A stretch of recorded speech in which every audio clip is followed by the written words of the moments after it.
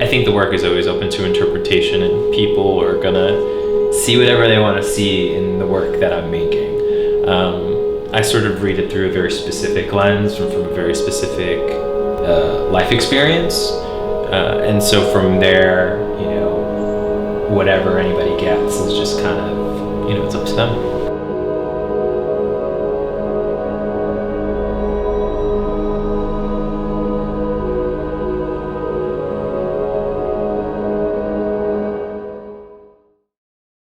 Like, I was born at the height of the AIDS crisis, and my uncle, he passed away from complications of HIV when I was like 3 years old.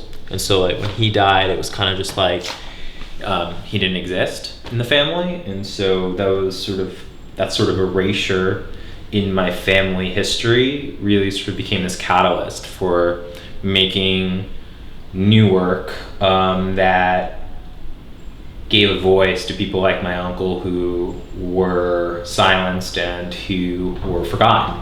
And so I didn't have any pictures of my uncle, so I had to sort of think about how could I tell that story without pictures of him, because there were no family photos after he died. And I just started to think a little bit broader, and so that's why I turned to images of vintage gay pornography, because these are images that sort of informed his own identity growing up when he was coming of age in the late 70s, early 80s. So that's why I work predominantly with this material. Is like it's kind of like a stand-in portrait. It's the material that people like my uncle were influenced by. I know it's kind of twisted to be making these portraits and relating it back to my dead uncle because it's pornography, but there is something about it that does ring true to the gay experience and identity.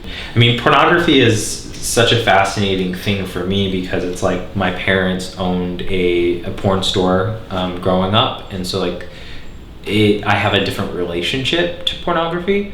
I don't know, for me it's just sort of commerce, right? Like it's another industry, and I'm not like, ooh, like it's porn. Like that's never really been something that I've thought of when I was making work from this. It just seemed very kind of natural, and I guess that's why it's sort of weird that it started from pictures of my uncle, or the lack thereof.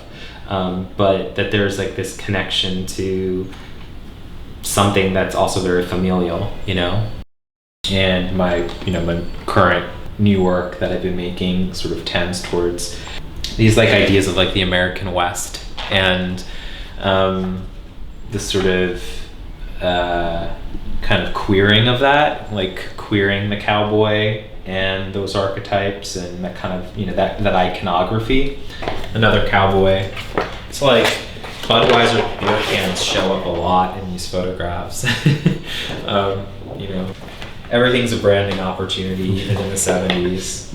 I really like this image, and this is like kind of fascinating to kind of think about this as like the sort of idea of like young gay and queer people leaving their small towns and like going to the city to find themselves.